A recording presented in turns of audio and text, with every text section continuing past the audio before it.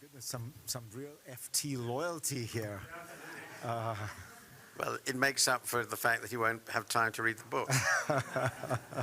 Well, let's be clear. Most people are here so that they don't have to read the book. It's in 30 minutes. You'll get everything you need. All right. Welcome, everyone. It's a huge pleasure for me to introduce an old friend, Martin Wolf, who really needs no introduction, but has been the mainstay on the FT's editorial pages for God knows how long, and before that was actually a practicing economist at the World Bank and things like that, but has really carved a reputation for himself as, I would say, the leading economic public policy commentator, particularly on global issues in the world. Martin has written many books. This is his most recent, and it's a slightly different book. Usually, Martin, your books tend to be more economic, more data-driven. This feels more almost political philosophy. It comes a little bit more from the heart than the head. So tell us why you wrote it. First of all, it's lovely to do this with you. As I said, when I was asked who I wanted to interview me, I said that, well, it has to be Fareed. He's the only competent interviewer in television. And I do mean that.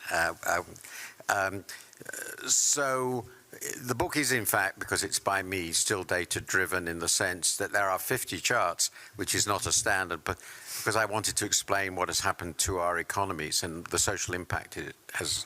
And of course, my lens on the question that we're dealing with comes from that of an economist. But before I did economics, intellectually, I did classics. So I like to joke that I'm probably the only non-Greek economist who's read all of Homer in Greek, and I have.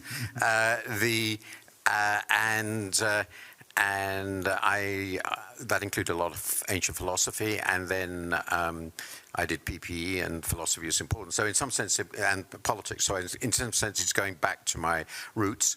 That's the second factor, as I explain in the preface, is perhaps it's a bit over-emotional, but I'm the child of refugees from Hitler.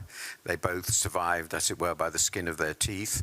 Their immediate families survived, but their wider families were entirely destroyed, and the numbers are very large.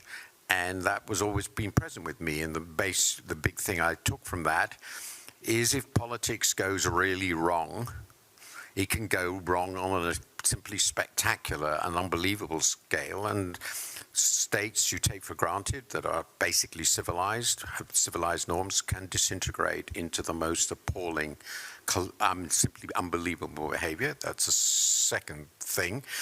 And the third reason is that when I was looking at what was going on in the world, really starting after the financial crisis, my last book was on the financial crisis, quite analytical, but it concluded we really couldn't have anything like this again. I called it The Fire Next Time, from Baldwin's famous book. But then I realized, well, actually, we already had the fire, and you could see it. Trump's election was an obvious indicator of that. Brexit was on a smaller scale, and then I started looking at the general literature on democracy in its state, world values surveys, and we were seeing what Larry Diamond, the great Stanford professor, calls the democratic recession across the world, and it's now very clearly present in core democracies, including the most important of all, the US, whose historical role in supporting and stabilizing the democratic side in the mid-20th century was so pivotal. And so that started me on the book, and I've spent 5 summers working through what is the relationship between democracy and the market economy. Why did democracy emerge after many conflicts out of the development of the market economy? What makes this relationship work? Why is it inherently fragile? And why is there this tendency, and I now think is obvious, for it to shift into either outright plutocracy, or often in a reaction to that, to demagogic autocracy, on which Plato wrote a lot. And the final comment I would make is, when I looked at this and thought about it a lot, I thought that any democracy that works has to be based on some profound sense of shared citizenship. That's what the Greeks thought, and I think it's still true. And that means that people all have to feel trust in the elites, and they have to feel trust that the system will ultimately be there for them. And I think I came to the conclusion that a lot of people, really a lot of people, no longer think that. So let's talk about democracy and capitalism, because the kind of the question you raise, as you say, in some sense, was raised by the Greeks. This idea of too much power being given just to the masses. That's why Aristotle wanted a mixed regime, a mixture of democracy, aristocracy. The American founders worried a great deal about that. That's why they always thought of themselves as a republic, not a democracy, and worried that mass enfranchisement would lead to confiscation of property from the wealthy. The early British liberals had similar concerns.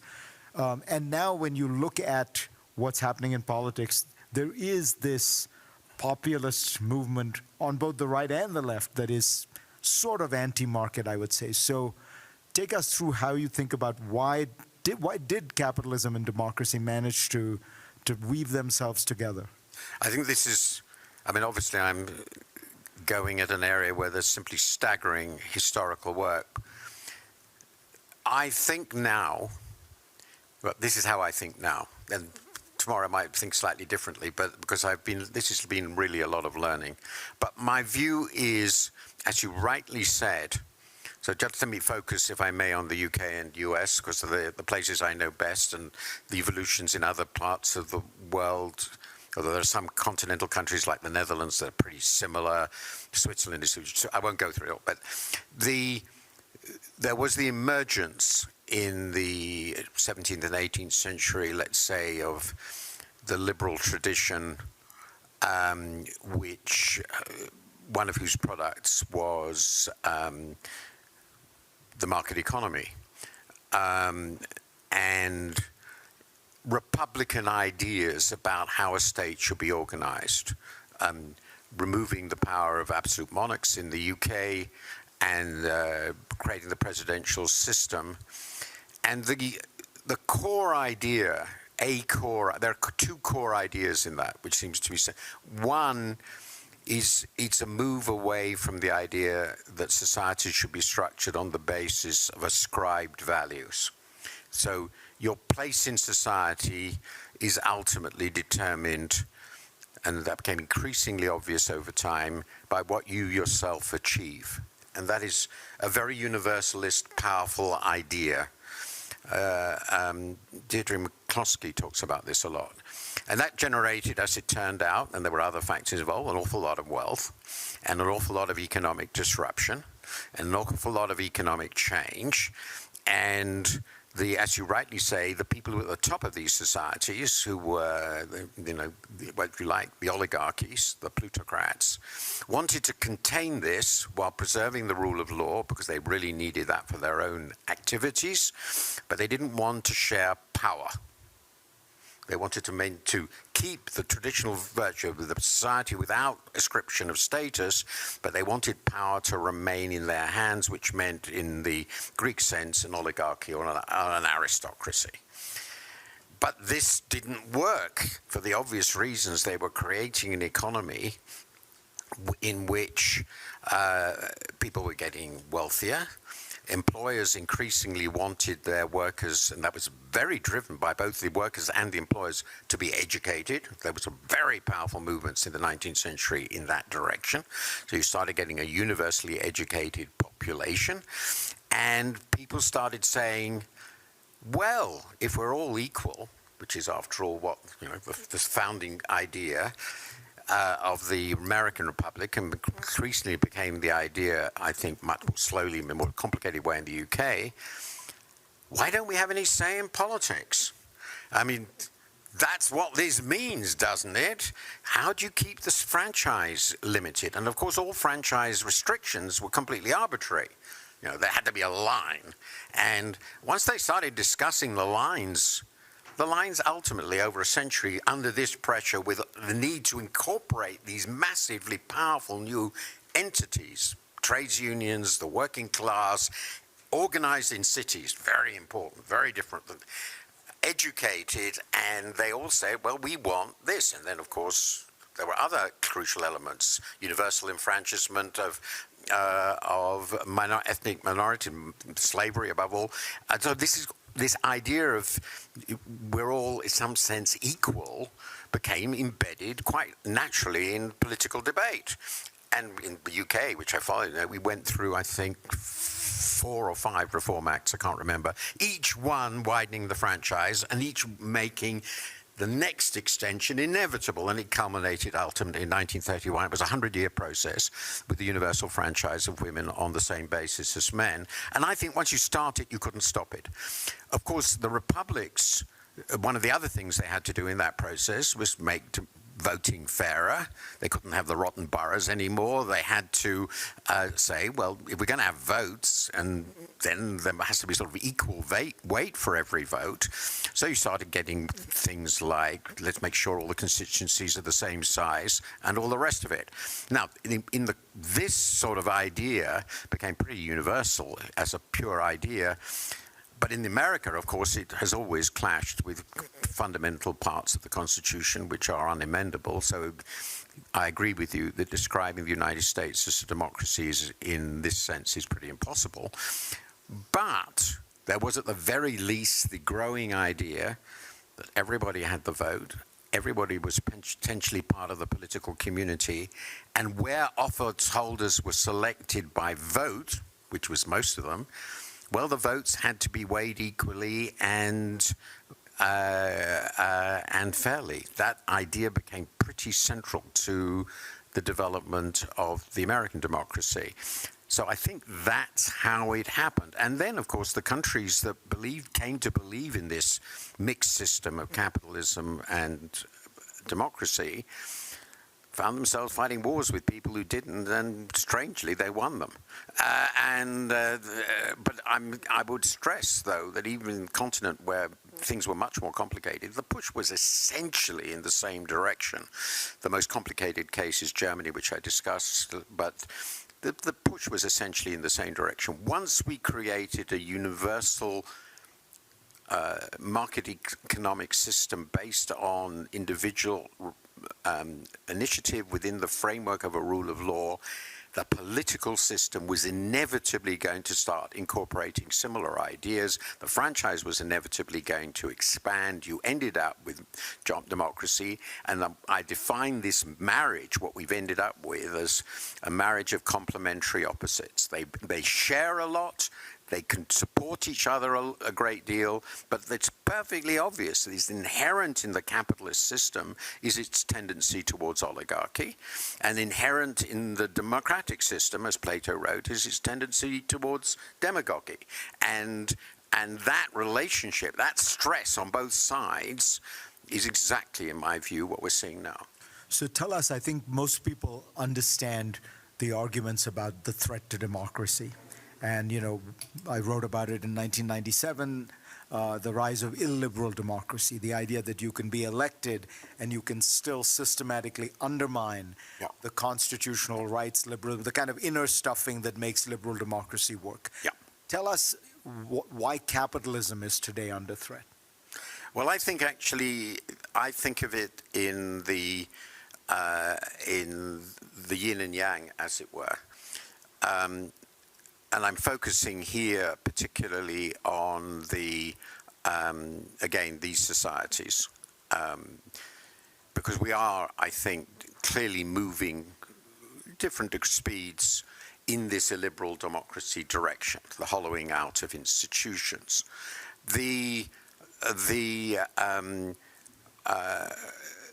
So what I think happens, and this is the core of my economic analysis, is over time, in a democracy in which the wealthy have wealthy and big corporates have enormous concentrated political power deriving from their wealth, you get a self-reinforcing system in what I would think of as an Adam Smithian direction.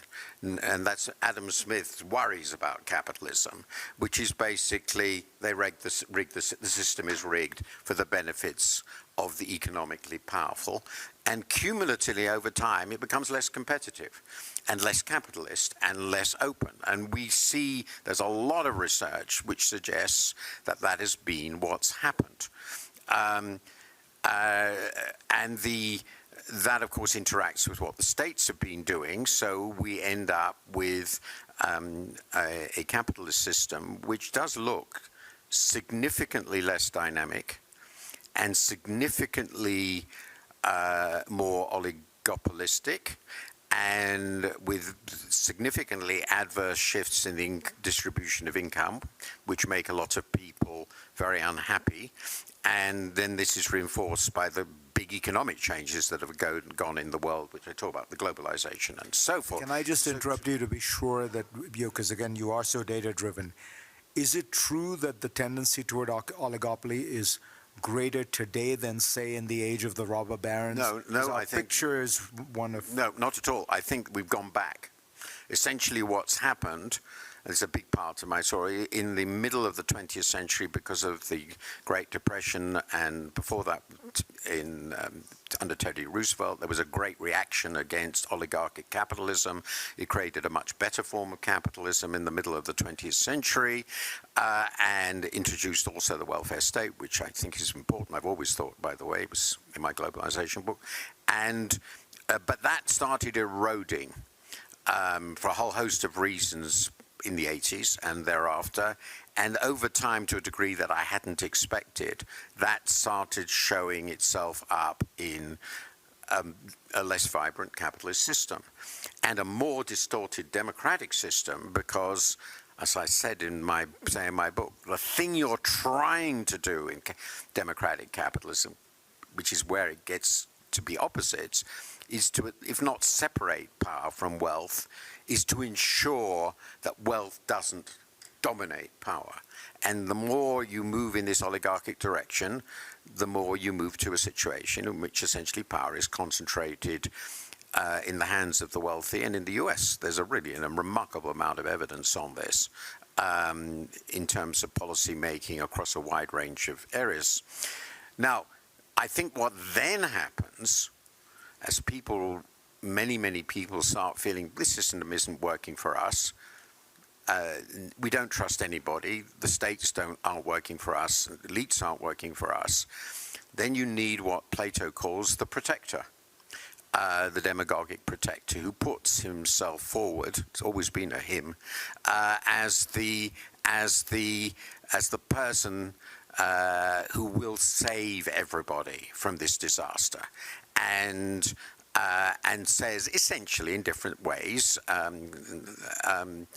if you give me all the power that I need to contain these crooks, I will put them in their place and look after you. And this bargain between a demagogue and the people who have the vote can work on the left or the right. It's rather similar because essentially it's personal. But in our systems, you have this interesting twist, I think, that the oligarchy can work with this quite well as long as they get a demagogue whose deal with the people is, I'm going to look after you one way or another by bashing foreigners and bashing outsiders, and quietly, I'm going to lower taxes and make everybody feel very much better off. So you get, that's the form of right-wing populism, I argue, we've been getting.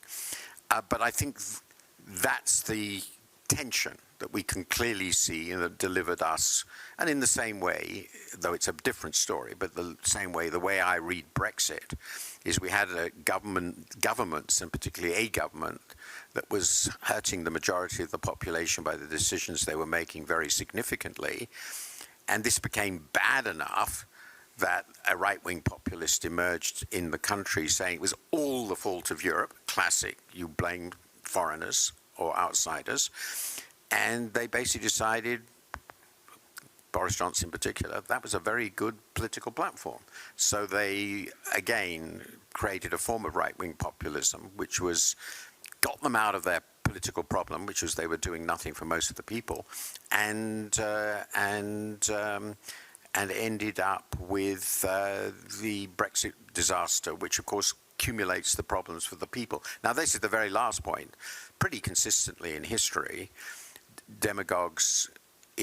autocratic demagogues deliver disaster in terms of actual policy competence, because which is actually necessary, and so that becomes a vicious cycle of bad government, more disappointed people, new demagogues, and more to autocracy. And then I've discussed this with Latin American friends of mine. I have no expertise on this at all, but they would say, well, that's a big part of our story. So I'm going to open it up to questions. I will make one amendment to what you said. I do think there is one woman, Eva Perón, of course. But even then, even Eva was only there, wasn't she, because of Juan Perón. Yeah, That's true. Mrs. Kirchner. I think the Argentines have a few women who have embodied that kind of. Even in the modern era, when women are in power, they have fortunately not produced this sort of arrogant stupidity. That's as feminist as Martin Wolf will get. No. All right, we've got too many interesting people here. The floor is yours. Gideon, do you want to ask an inconvenient, awkward question to your colleague? Always. Thanks. Yeah, no, I was interested when you said earlier that to work, a democracy needs a sense of community. And it seems to me that as liberals try to explain what's gone wrong, one explanation they're quite comfortable with is inequality. And clearly that is part of what was that shattered the sense of community. But the other one that they're not comfortable with is mass immigration, which is actually very often a major part of the appeal of the demagogues, maybe even more than inequality. And so how much diversity can a society take? And if you want to defend diversity, how do you win that argument? Well, the answer is that there's a lot in the book about immigration, and it'll be very unpopular with my liberal friends. It's a complicated story when I looked at it empirically.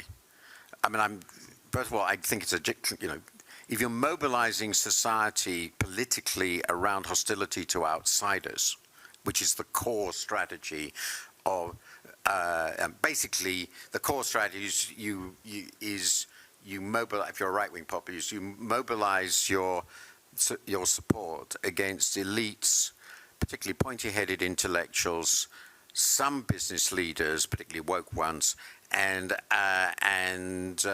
outsiders of various kinds. So that's the core political strategy. It's absolutely inevitable that if you have a diverse population and perceived to be diverse, that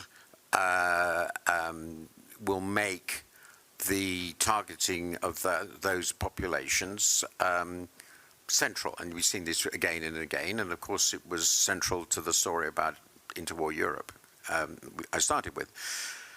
So that raises the question of how far was this significant? The interesting thing, if you look at it empirically, two things.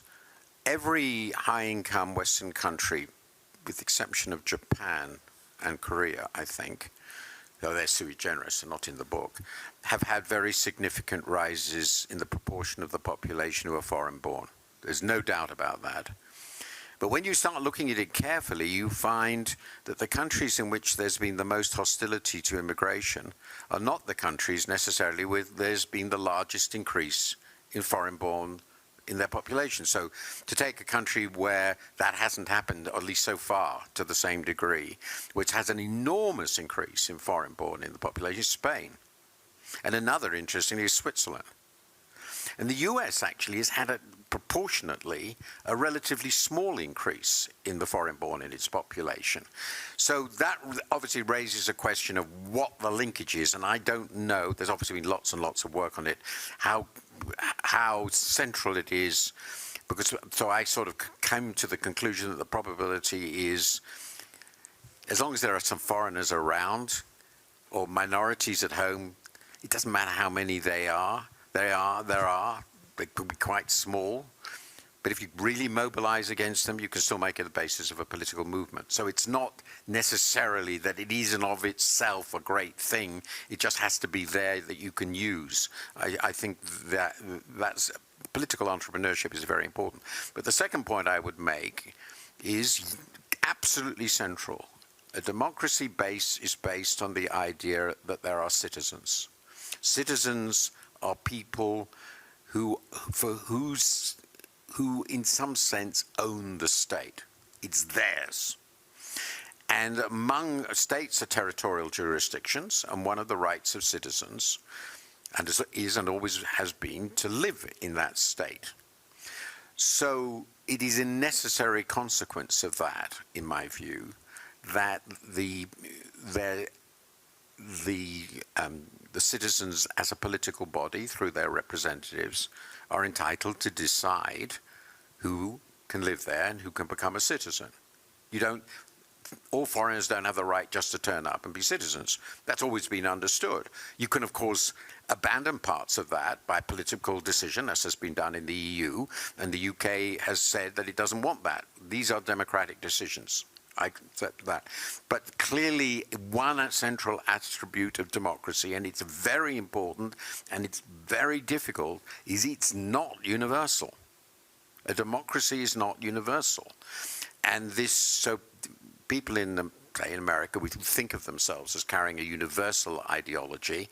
Well, it's a universal ideology in one sense, but it's territorially restricted and restricted to certain people who have citizenship in that territory, however required, and not to anybody else. There's also an economic analysis of immigration in my book, but I won't go into that. What do we know about its impact? But there's no question this is a fundamental issue, and it raises questions from a liberal point of view, because if you take democracy as a final endpoint politically of liberalism, and you take the view that all human beings have equal weight and value, there's a conflict. All right, we have time for one more. Sorry, these are such big questions. Why don't we collect? If you have one and you have one, and then Martin, you can quickly. Would it stimulate the rich people when they get support to give to charity? What means it comes back to the community, but in most countries it's not stimulating it. They're even paying tax to give to charity. Okay. And if you stimulate this, you understand? Yeah. And here. And one more over there, yeah. Yeah, my question's so on similar lines. I was just wondering what you think the solution to this is. And I was wondering whether we sit here in the midst of the elite, or people think of us as elite, or you as elite. What should the elite do? And I was wondering whether a wealth tax might be a possibility. Okay, that we got it. Let's get the last one. Thank you very much, and I admit I haven't read your book yet, but I will. But my question goes more to psychology and the question of what we can do. So what autocrats do is that they play on fear and loss aversion. So Trump was saying, "Make America great again," was a classical example in that, okay, you're losing. If you don't vote for me, you're losing. And all of the autocrats do that. Hitler did it. Everybody does it. So what can we do, thinking about concrete mechanisms of making people know that this is dangerous, they would lose more. So what would be the strategy of those governments who have not yet fallen? And what's the role of competition law? Because that's crucial. All right, and we are actually out of time technically, Okay. Martin, so as quickly as you can. Philanthropy is not a big part of my book. I'm personally ambivalent about tax. Ambivalent. I don't have a strong view about tax-favored philanthropy. The plus is it has produced a lot of very useful institutions which often do quite valuable things. The downside is that it's a power mechanism, obviously.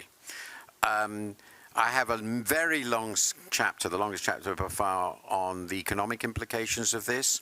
The broad thrust of it is that we have to create, and it's going to be very difficult for various reasons I discuss, an economic system on the economy that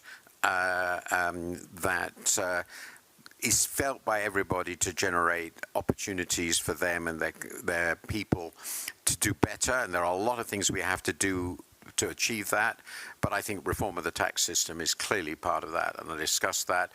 I mean, it's not just the wealth tax. I mean, the income tax is more or less dysfunctional for a very large part of the elite because they don't take income, and I'll give some wonderful examples in that. So the tax system is a very core issue. Finally, the issue that was raised on MAGA and so on. I mean, the key point here is that a very large part of the appeal, for instance, of Brexit and MAGA is nostalgia, and it's about lost status. So I talk about lost status and the anxiety associated with lost status. I do think in terms of the growth agenda and the distributional agenda, a more active competition policy is very desirable, and I've seen that happen. That's been now seriously discussed in the US. I'm very pleased with that, and it has always actually, that's an aspect that has been reasonably effective in Europe, but there's a lot more we have to do than that. To accelerate growth, make it more widely shared while achieving sustainability. The economic agenda that will make our societies feel better and work better is really very long and very difficult, and possibly politically impossible, which is why, last point, I have a lot of discussion of possible political reforms, some of which are really, I sometimes think, insanely radical, but they include reintroducing in certain way the principle of the lot, which was the great Athenian way of deciding how political power was exercised. So there's a lot of provocation in there. Government by lottery. I think actually what we've done is actually there's very good research that it works remarkably well, Yes, exactly. and you don't create self-dealing elites because in any event. I suggest we have an additional house based on lot and one on representation, and they both involved in the legislative process. I think what you've managed to do, Martin, is whet everyone's appetite so people will actually not view this as a substitute for the book, but the prologue. Thank you, Martin Wolf. Great pleasure. Thank you all.